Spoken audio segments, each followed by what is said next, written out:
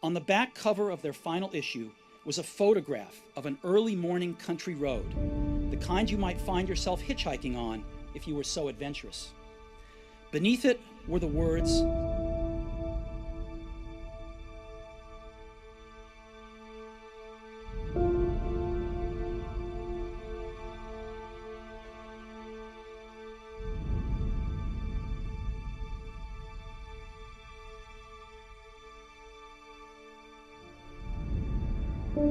evaluate where you are. Look at it, assess yourself. Assess yourself and assess the situation. What brought you there? What role did you play? You can't connect the dots looking forward. You can only connect them looking backwards.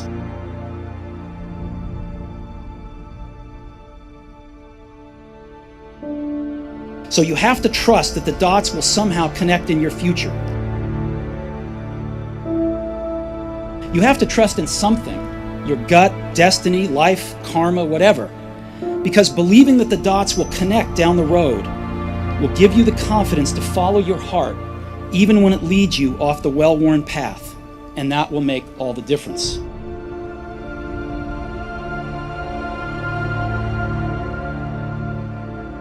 Pretending that we're satisfied where we are, pretending that everything is okay, pretending that we don't have any special goals or ambitions or desires, when really deep down inside we do really want more.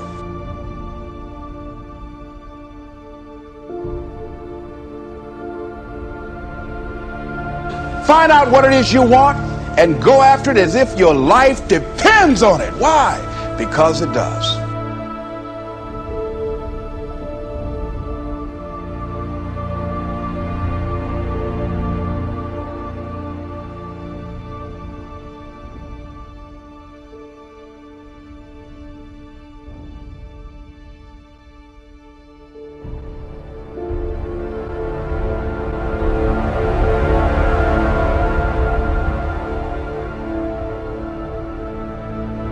It's time for you to look within yourself and decide that I'm in charge of my destiny.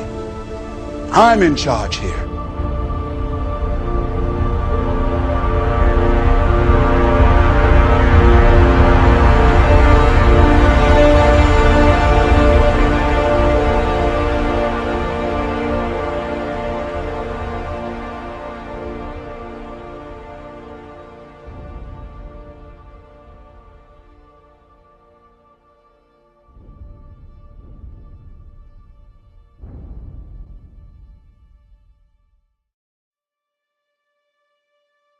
Insanity is doing the same thing in the same way, expecting a different outcome.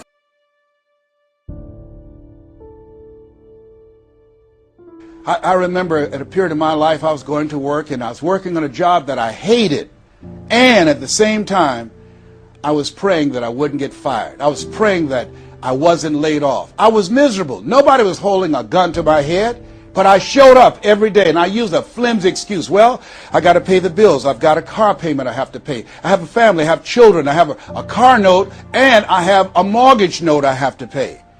I've got to survive. I was showing up for a paycheck. Ladies and gentlemen, that's not living. And a friend of mine said, you know when people change? And I said, no. He said, when they get to the point when they say, I've had it. I've had it.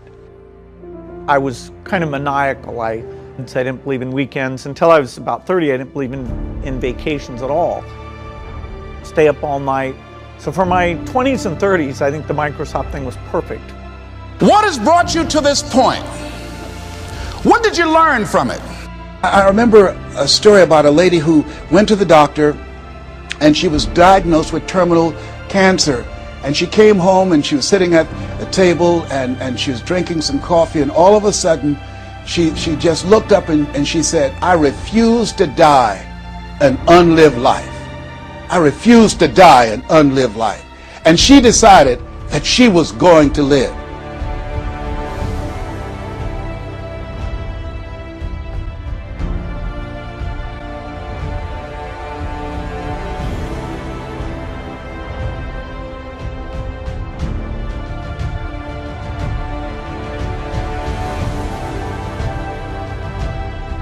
Are you learning anything, or are you doing it over and over and over again?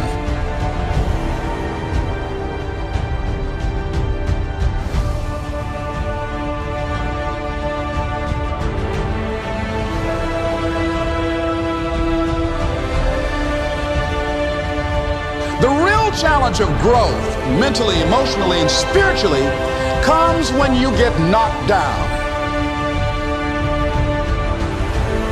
But during those down moments, that's where the growth takes place. That's where the work is. See, anybody can feel good when they have their health, their bills are paid, they have happy relationships, the children are acting normal. Anybody can be positive then. Anybody can have a larger vision then.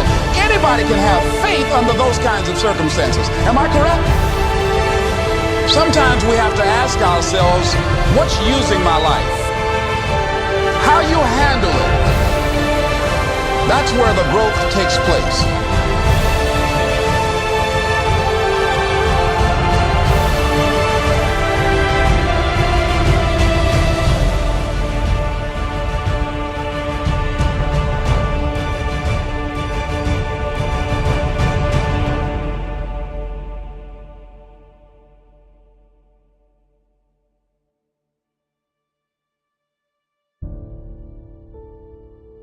Insanity is doing the same thing in the same way, expecting a different outcome.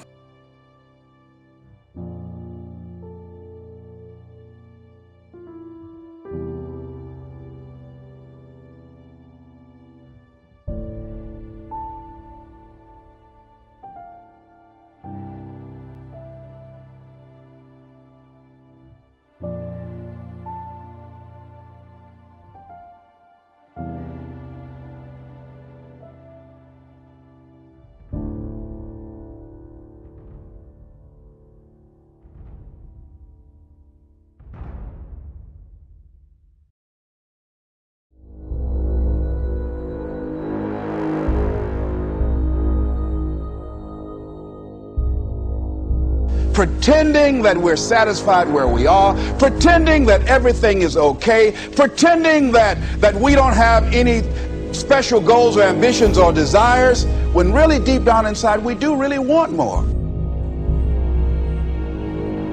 People tell you, oh yeah, one day I want to have a restaurant. See, they're pretending they want to go into business for themselves. They're not serious. How can you tell, Les? Watch their actions. Watch what they're doing.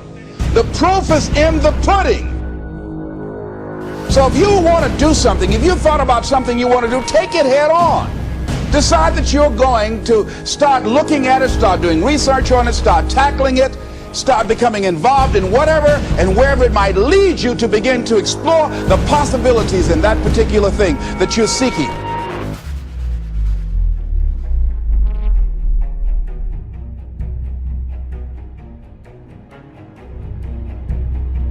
Decide that you're going to face it, that whatever shortcomings you have, that you're going to strengthen yourself there. Whatever training that's required, that you're going to go get that training, that you're going to get started right now.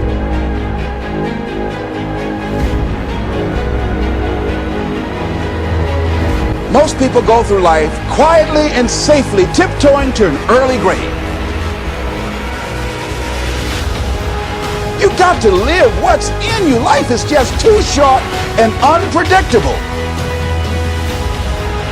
See, whatever you decide to do, look at it and find out what is it that I have that I could bring to the table.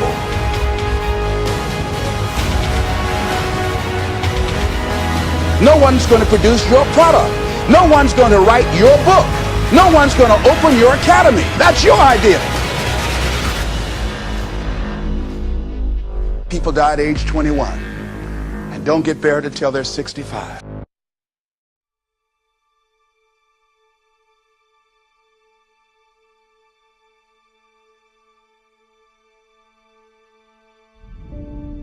If you died today, what ideas, what dreams, what abilities, what talents, what gifts?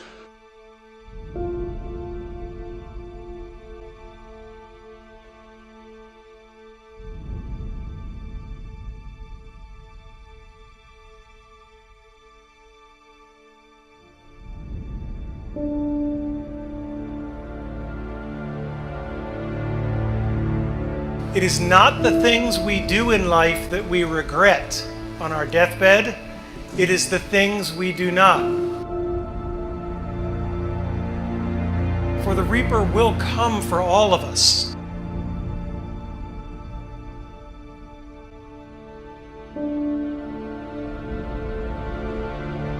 The question is, what do we do between the time we're born and the time he shows up? We don't beat the reaper by living longer. We beat the reaper by living well and living fully.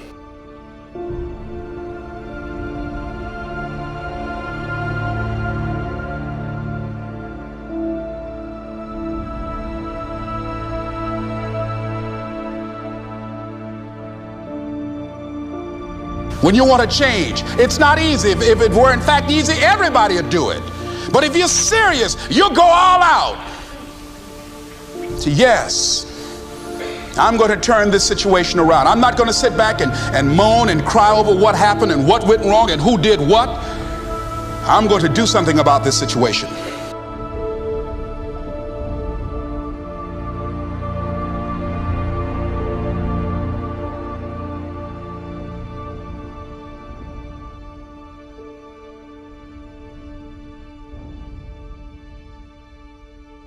You are ready and able to do beautiful things in this world. And after you walk through those doors today, you will only ever have two choices: love or fear.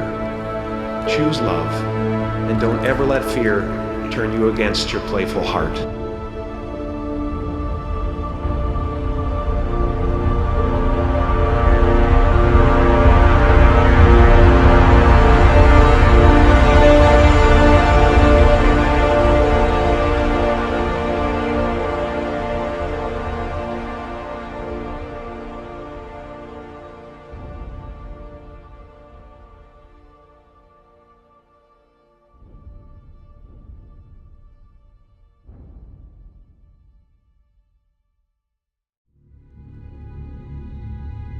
Dedication, hard work. Dedication, hard work. I'm a one-man army. One-man army. The world can go against me. I'm still come on top. Work hard, be kind, and amazing things will happen. Relax and dream up a good life. And you will need to find your passion. So your passion must come from the things that fuel you from the inside. And honors and awards are nice things, but only to the extent that they regard the real respect from your peers. And to be thought well of by other people that you think even more highly of is a tremendous honor that I've been granted.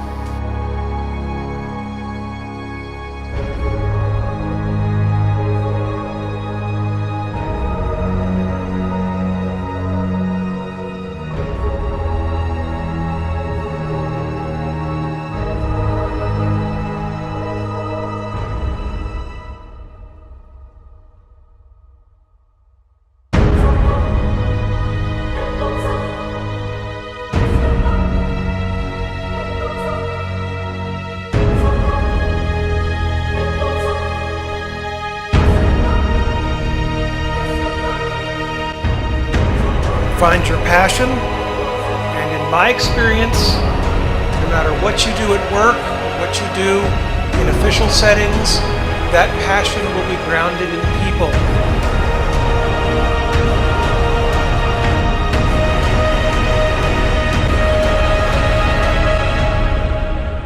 And it will be grounded in the relationships you have with people and what they think of you when your time comes. Because everything you gain in life will rot and fall apart, and all that will be left of you is what was in your heart. And if nothing else, I hope that all of you can find that kind of passion and that kind of love in your life.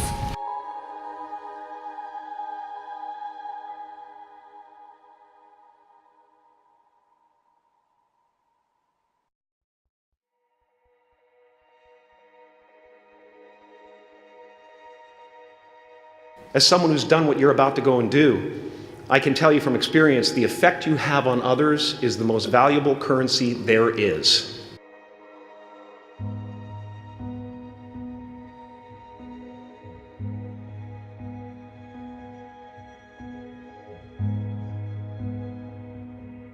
How will you serve the world?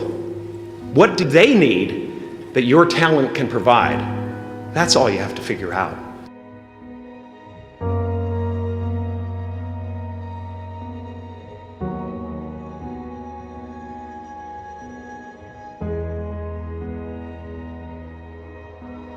Don't let anything stand in the way of the light that shines through this form. Risk being seen in all of your glory. Because ultimately, we're not the avatars we create. We're not the pictures on the film stock. We are the light that shines through. All else is just smoke and mirrors, distracting, but not truly compelling.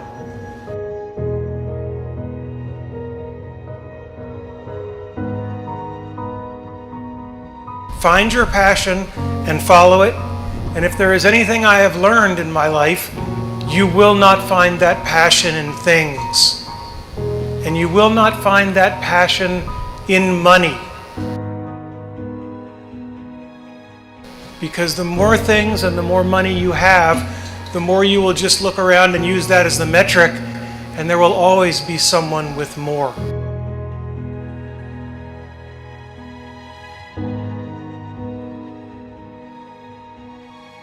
And if nothing else, I hope that all of you can find that kind of passion and that kind of love in your life.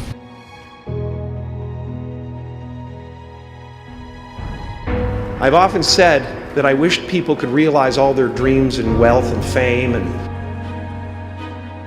so that they could see that it's not where you're going to find your sense of completion.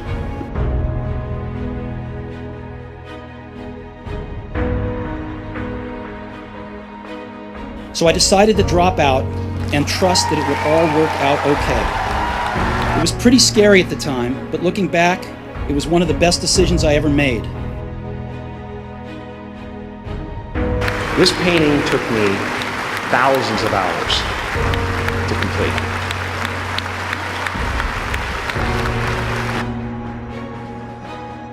You will start that process of change. Do something different the next 90 days than you did the last 90 days. What you have at the moment, you've attracted by the person you've become.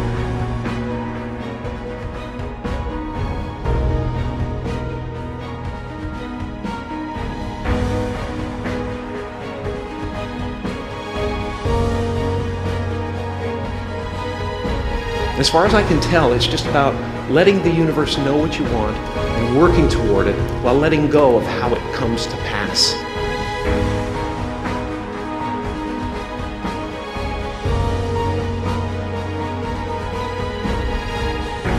Of course, it was impossible to connect the dots looking forward when I was in college, but it was very, very clear looking backwards 10 years later. It's not what happens that determines the major part of your future. It's not what happens. What happens, happens to us all. He said the key is what you do about it.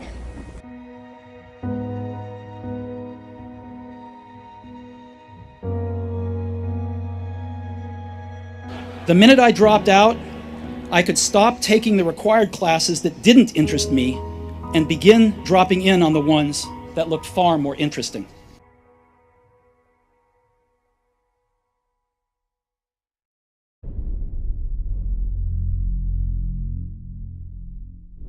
To find real peace, you have to let the armor go.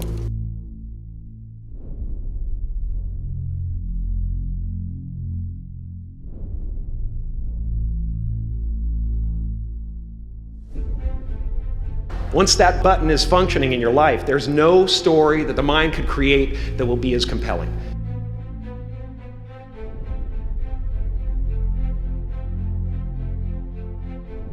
My soul is not contained within the limits of my body. My body is contained within the limitlessness of my soul.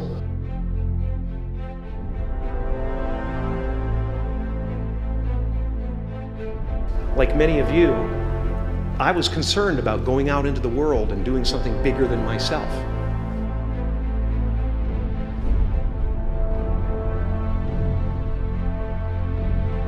And one day, I'm going to have my own business.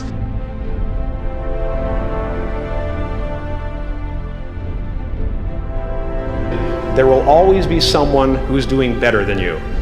No matter what you gain, ego will not let you rest.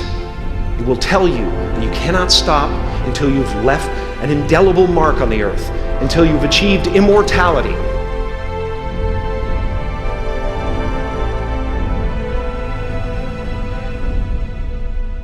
But I'll tell you, once you throw the towel in, you're done. You got to learn what you can do and what you can't do. You got to take some things in one ear and out the other ear. And when you do that, you'll be a lot better off.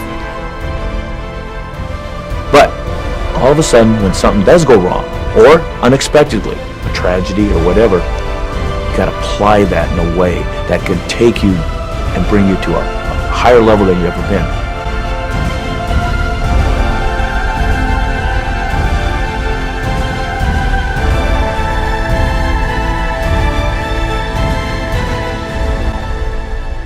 If you will change, everything will change for you. You don't have to change what's outside. All you've got to change is what's inside. It wasn't all romantic. I didn't have a dorm room, so I slept on the floor in friends' rooms. I returned Coke bottles for the 5-cent deposits to buy food with. And I would walk the 7 miles across town every Sunday night to get one good meal a week at the Hare Krishna temple. And much of what I stumbled into by following my curiosity and intuition turned out to be priceless later on.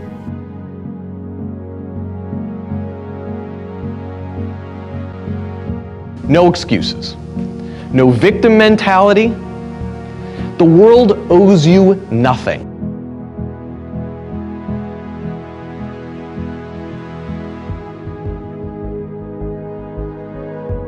And if you start from the feeling that you need the world to participate in order for you to be successful at taking on this new thing that you're considering doing, you're right to be scared. But if you start from the perspective that the world owes you nothing, which it doesn't,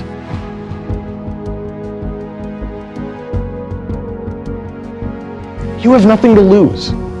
Because really, isn't that, for every one of the people you brought onto your team, isn't that how you want them to feel when they report to you? You don't want excuses. That doesn't mean that you can't fail or that they can't ever fail. But right when you're starting, you have nothing to lose.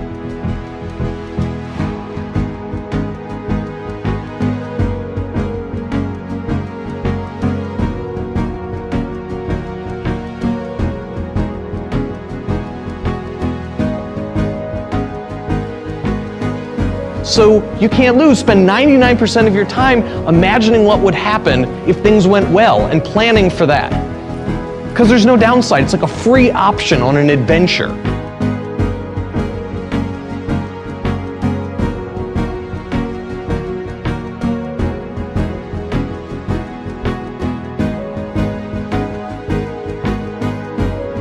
This is hard.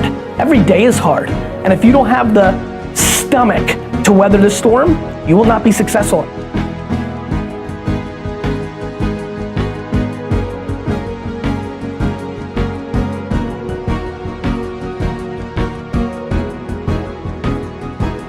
Your work is going to fill a large part of your life, and the only way to be truly satisfied is to do what you believe is great work.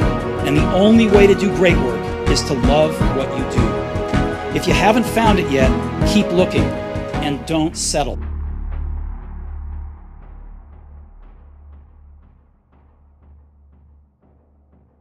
Don't allow but to keep you in the corner, keep you up in the bleachers, looking at life, being a spectator, not being a participant, making a difference in life.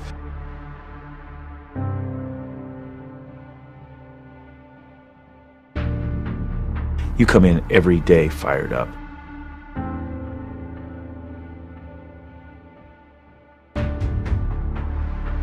How many of you thought about some things that you know that you deserve or you want out of life or you would like to enjoy, experience, and you found yourself blocking yourself? Raise your hand if that ever happened to you before.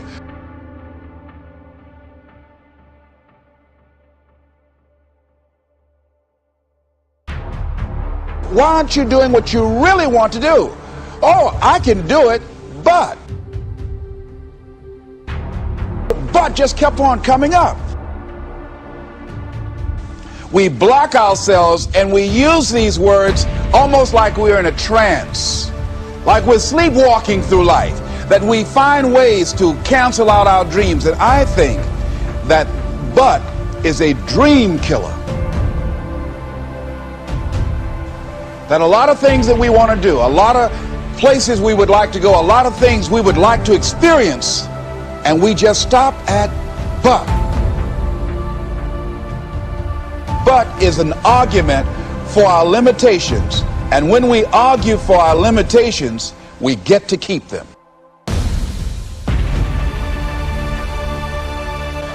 See, but will cause you to procrastinate, but will cause you to hide out behind fear, but will cause you to come up with all type of excuses that you can validate your inaction and not acting on your dream.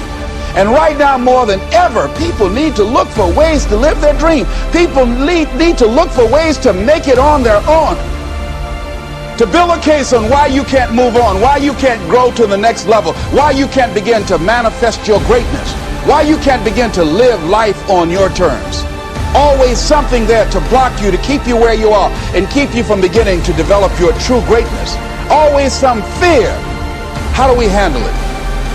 And I'm saying that if you've been hiding out behind but, if you've been using the fact that you don't have enough money or you don't have the education, take it head on. Go get the education.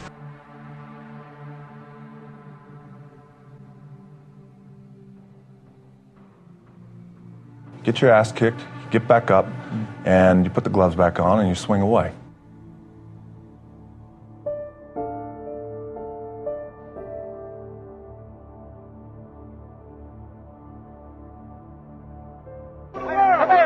I'm the greatest thing that ever lived. I don't have a mark on my face, and I upset Sonny Liston, and I just turned 22 years old. I must be the greatest. Inspire people, don't instruct people. Concentrate on how you can inspire people, not instruct people. You want to change the world?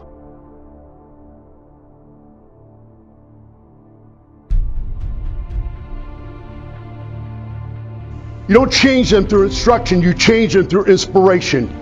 They don't write about lives that instructed other people, they write about the great lives that inspired other people.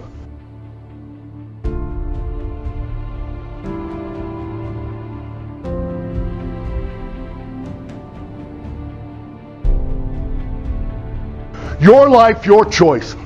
Heraclitus said, every 100 soldiers in war, he said 10 of them don't even fucking belong there.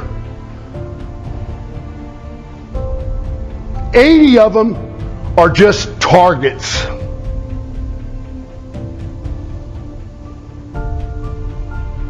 Nine of them do most of the fighting.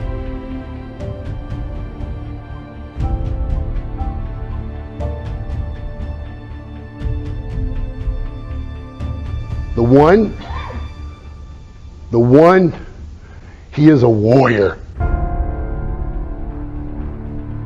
Be a warrior in your life. Don't be one of the millions, be one in a million. You've got to be willing to go against the tide. You've got to be willing to harness your will and say, in spite of this, I'm in control here. I'm not going to let this get me down. I'm not going to let this destroy me.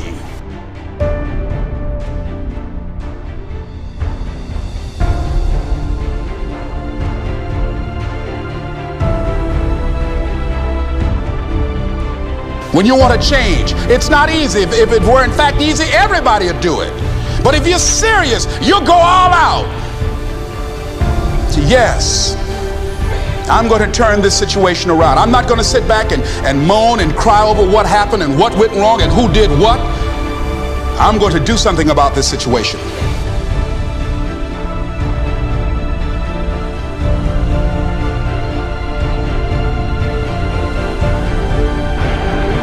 Never say never. Because limits, like fears, are often just an illusion. Be a warrior in your life. Don't be one of the millions. Be one in a million.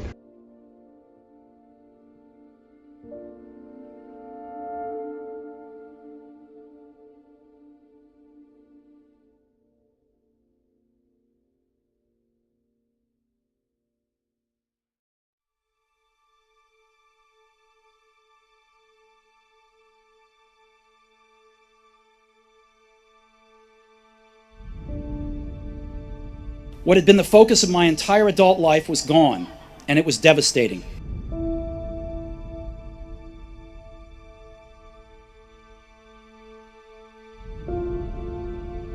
Sometimes life's going to hit you in the head with a brick.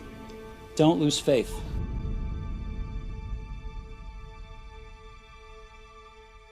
Not religion, but faith. Not hope, but faith. I don't believe in hope. Hope is a beggar. Hope walks through the fire and faith leaps over it.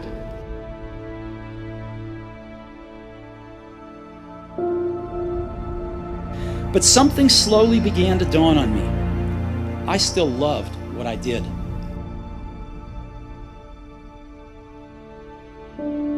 I'd been rejected, but I was still in love. And so I decided to start over. I didn't see it then, but it turned out that getting fired from Apple was the best thing that could have ever happened to me.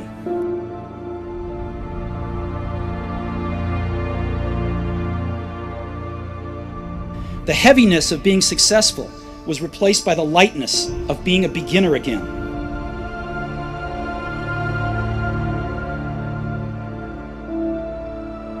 I'm pretty sure none of this would have happened if I hadn't been fired from Apple. It was awful tasting medicine, but I guess the patient needed it. I'm convinced that the only thing that kept me going was that I loved what I did. You've got to find what you love, and that is as true for work as it is for your lovers.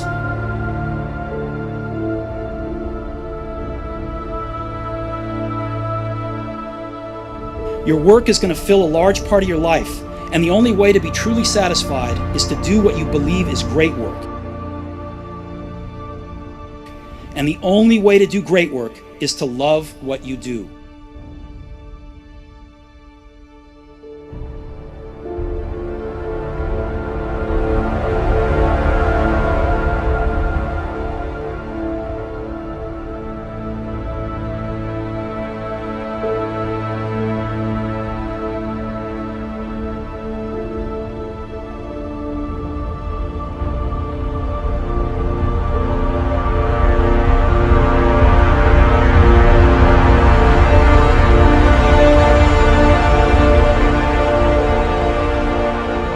If you haven't found it yet, keep looking and don't settle.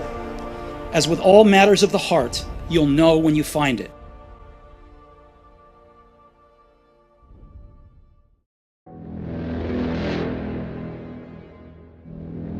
I've never really viewed myself as particularly talented. Where I excel is ridiculous, sickening work ethic. You know, while the other guy's sleeping, I'm working. While the other guy's eating, I'm working. Dedication, hard work. Dedication, hard work. I'm a one-man army. One-man army. The world can go against me. I'm still come on top. I listened to my gut instincts. You're genius. Your gut instincts, they're the purest form of truth that there is.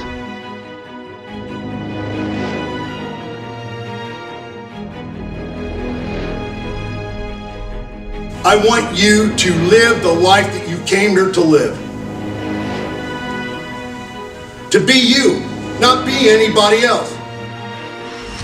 When every answer that you need is already in you.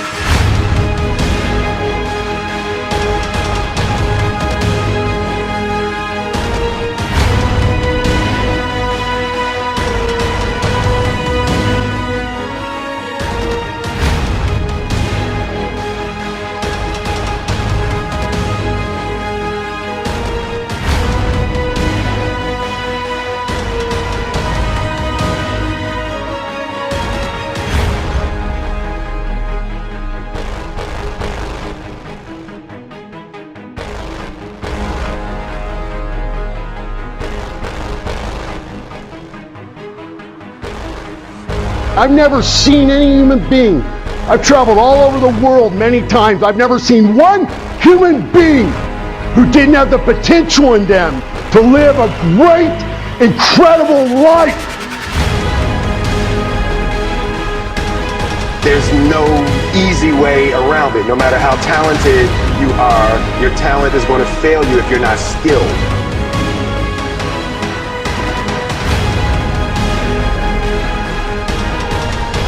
You don't need to ask others for fucking answers. They're there in you, if you will ask yourself.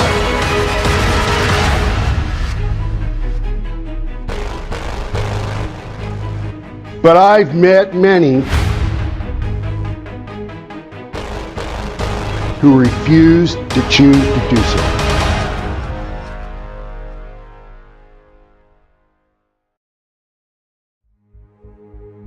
The captain said to the guy, listen, he said, tomorrow morning at 6 o'clock you can face the firing squad, or you can go out this door over here.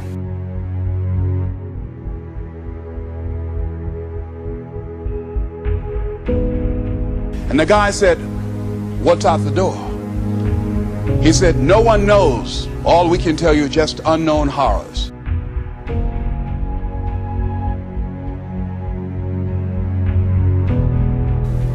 He thought, and the next morning he selected the firing squad.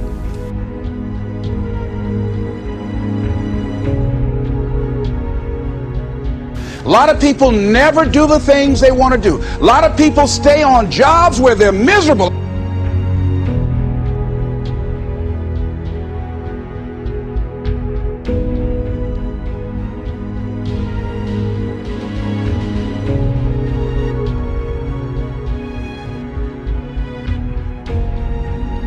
After the shots rang out, the captain's secretary said, what's beyond that door?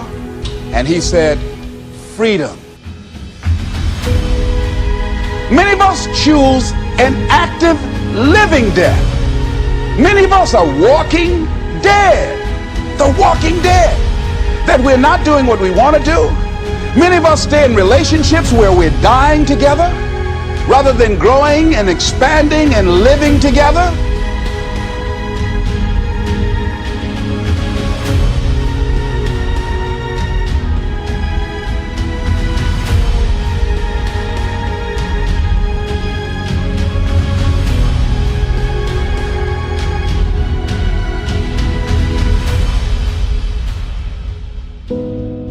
After the shots rang out, the captain's secretary said, what's beyond that door? And he said, freedom. But very few people would select to do it because it's unknown.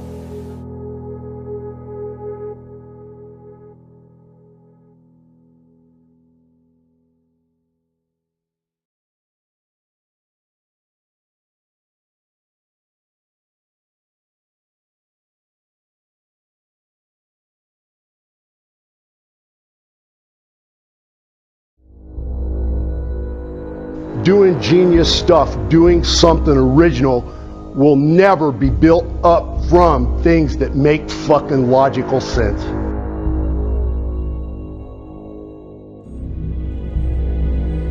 Again, you can be successful, but if you think just having things, having the biggest business, having the most clients, if you're having the most money in the bank,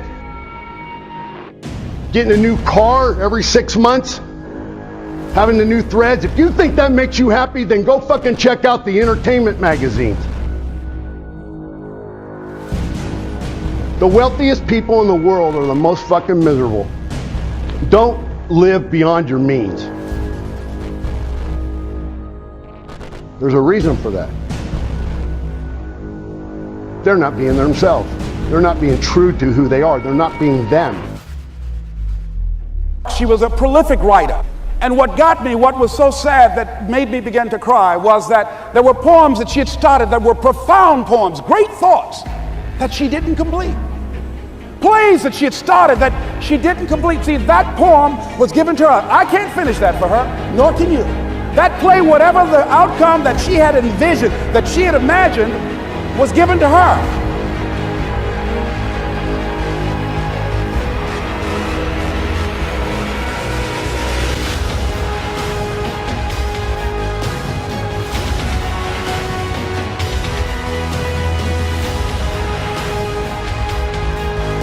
Only her, and she's the channel that was going to come through. You are here, and you are the vessel, you are the outlet for the universe. That you've been selected, there's something for you to do. I believe all of us have some purpose for being here.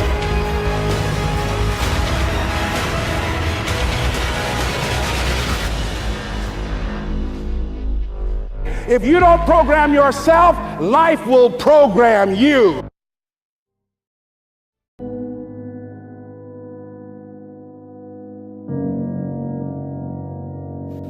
I have spent my whole life scared,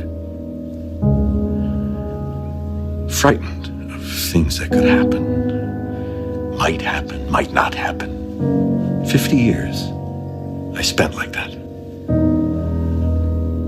finding myself awake at 3 in the morning.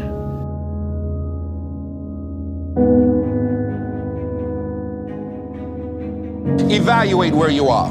Look at it, assess yourself. Assess yourself and assess the situation. What brought you there? What role did you play?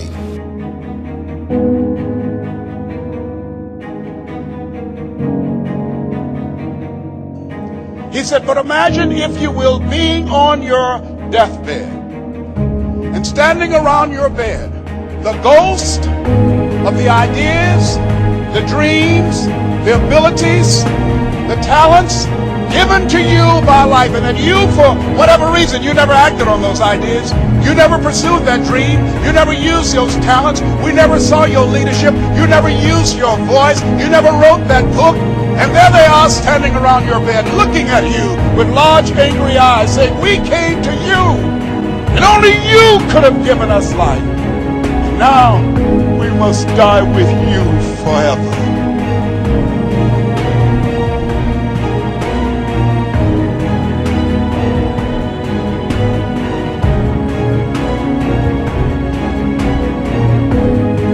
Everyone is frightened of something. Or it may be the fear of death, fear of loneliness, fear of not being loved, fear of not becoming famous, successful.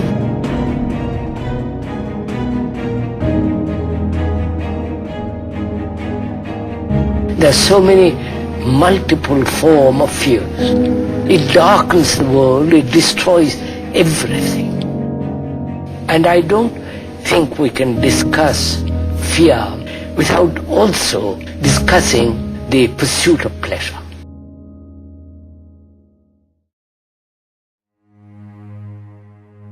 The two are the two sides of the same coin. Reason, logic, common sense. You discovered a talent, developed an ambition, and recognized your passion. When you feel that, you can't fight it. You just go with it.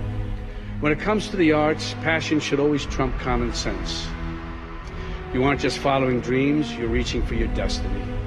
You're a dancer, a singer, a choreographer, a musician, a filmmaker, a writer, a photographer, a director, a producer, an actor, an artist. I came to realize it's that fear that's the worst of it. That's the real enemy.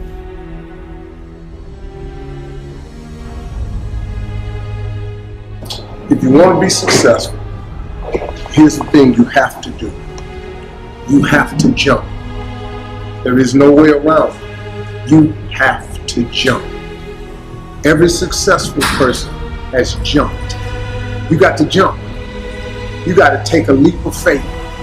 A lot of times you stand on the cliff of life and you see other people soaring by, gliding down like a bird flying through the air. They flying by. You know why? It's because their parachute open.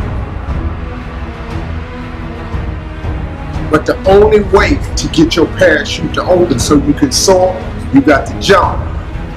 Now here's the problem. Here's the problem, my friends. When you jump, I can assure you one thing. You listening? I promise you this. Your parachute will not open right away. That's the fear part. I promise you your parachute will not open right away.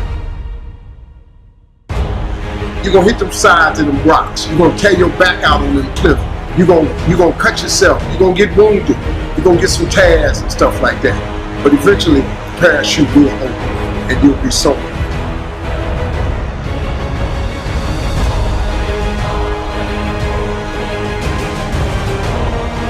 If you do not jump, I promise you one thing, your parachute will never open. We have to love life more. We have to love life more.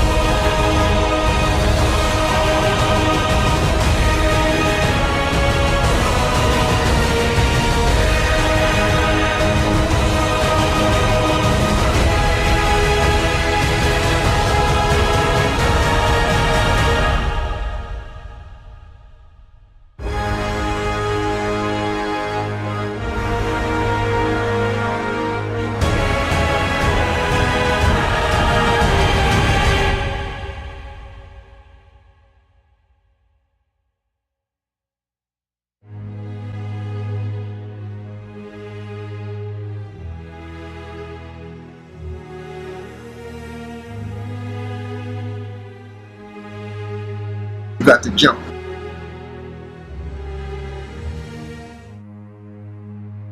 Our eyes are not viewers, they're also projectors that are running a second story over the picture that we see in front of us all the time.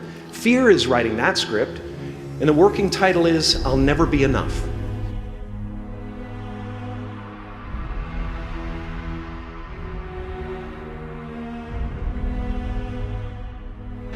Now that you've made your choice, or rather succumbed to it, your path is clear.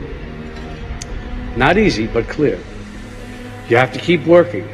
It's that simple.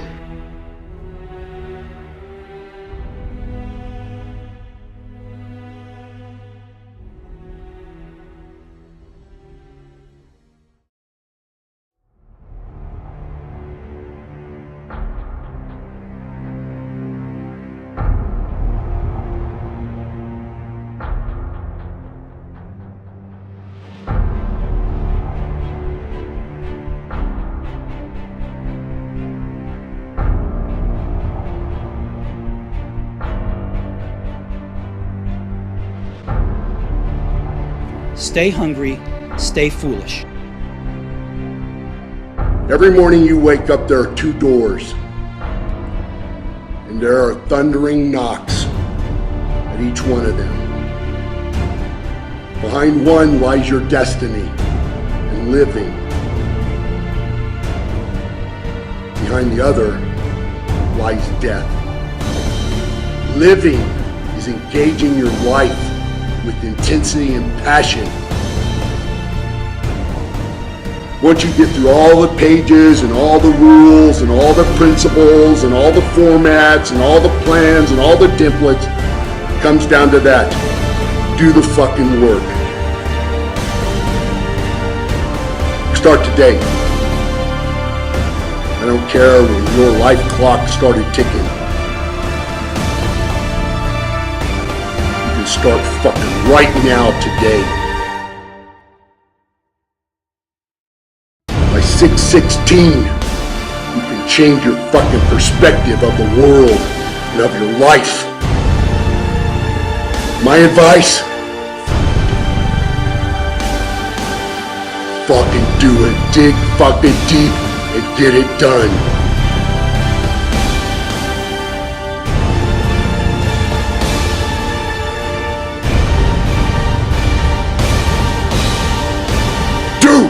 the one of your life.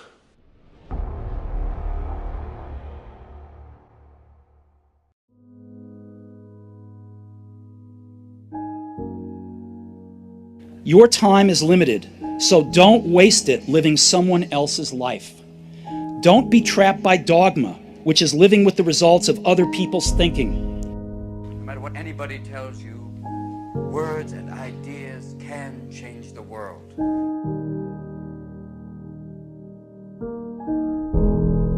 Don't let the noise of others' opinions drown out your own inner voice. And most important, have the courage to follow your heart and intuition. They somehow already know what you truly want to become.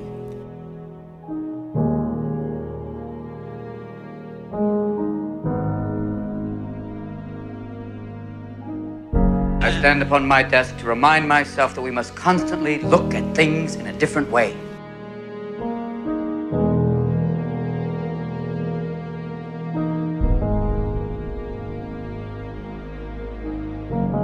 Just when you think you know something, you have to look at it in another way. Even though it may seem silly or wrong, you must try.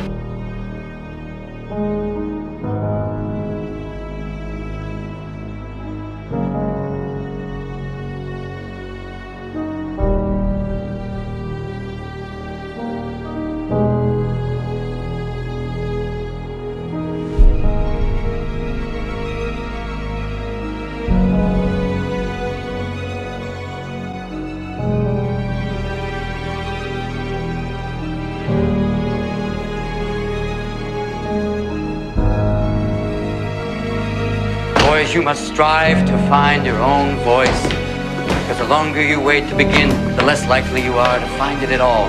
Thoreau said most men lead lives of quiet desperation. Don't be resigned to that. Break out. I suddenly had this kind of thing wash over me where I thought, imagine chasing that and not getting it, and getting it finally in your 80s or your 90s with all of life behind you and realizing what an unbelievable waste of your, it can't fill you up. It will never, if that's a hole that you have, that won't fill it.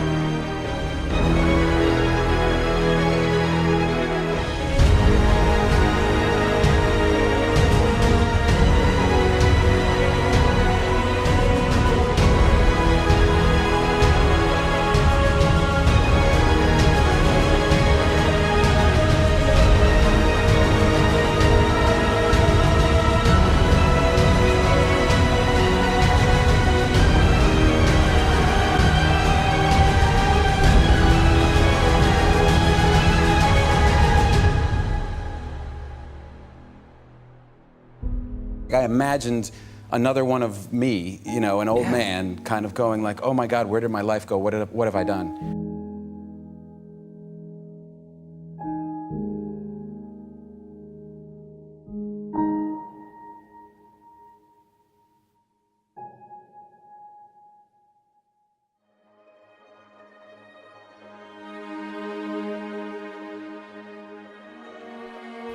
Reed College at that time offered perhaps the best calligraphy instruction in the country.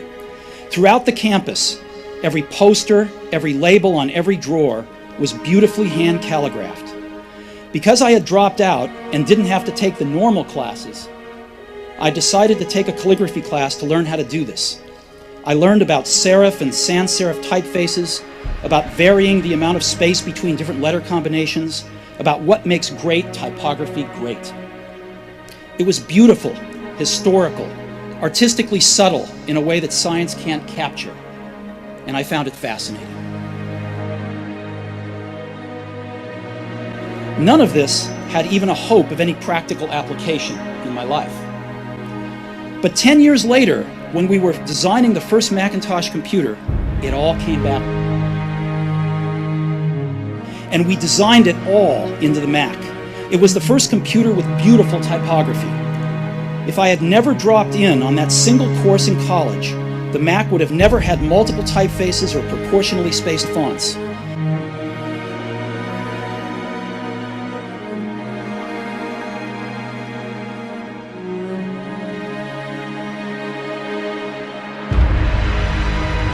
If I had never dropped out, I would have never dropped in on that calligraphy class, and personal computers might not have the wonderful typography that they do.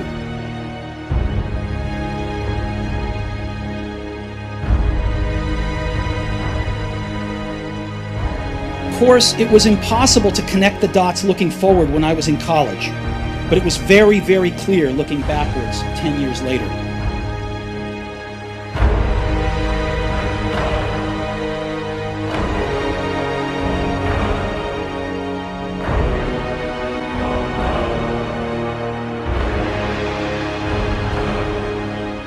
And if you don't bring your idea out here, when you die, all of us will suffer because we've been deprived of your genius because you allowed but to keep you in the bleachers and not pursuing your greatness. You take it to your grave with you.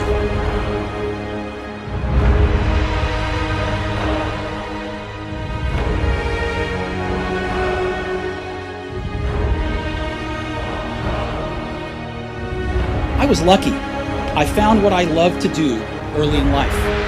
Woz and I started Apple in my parents' garage when I was 20. We worked hard, and in 10 years, Apple had grown from just the two of us in a garage into a $2 billion company with over 4,000 employees.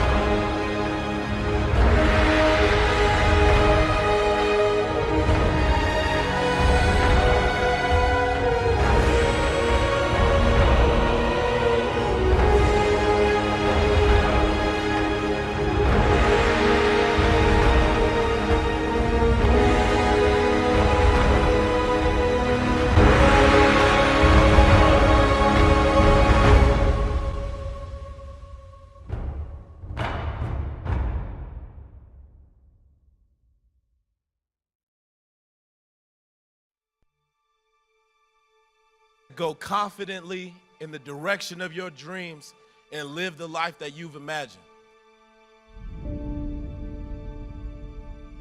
And if you can't summon up the energy, the excitement, the enthusiasm for something, then your life every day is going to be a drag to wake up to. When you crawl out from underneath the covers every morning and you sit on the edge of the bed, you have a choice before you. Decide whatever you want to do, that you are now going to become actively involved right now, exploring the possibilities for you. That you're going to look at it and do just a little bit of it right now. Decide to do it now. There's no guarantees you're going to show up tomorrow. There are a lot of people who were here yesterday that they're not here today. There are a lot of opportunities that were around yesterday. They're not here today.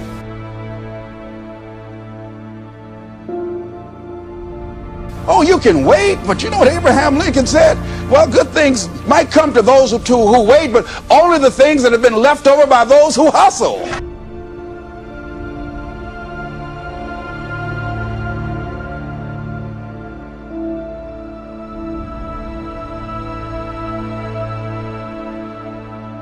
When I was young, there was an amazing publication called the Whole Earth Catalog, which was one of the Bibles of my generation. It was created by a fellow named Stuart Brand, not far from here in Menlo Park, and he brought it to life with his poetic touch. This was in the late 60s, before personal computers and desktop publishing, so it was all made with typewriters, scissors, and Polaroid cameras. It was sort of like Google in paperback form 35 years before Google came along. It was idealistic, overflowing with neat tools and great notions. Stuart and his team put out several issues of the Whole Earth Catalog, and then, when it had run its course, they put out a final issue. It was the mid-1970s, and I was your age.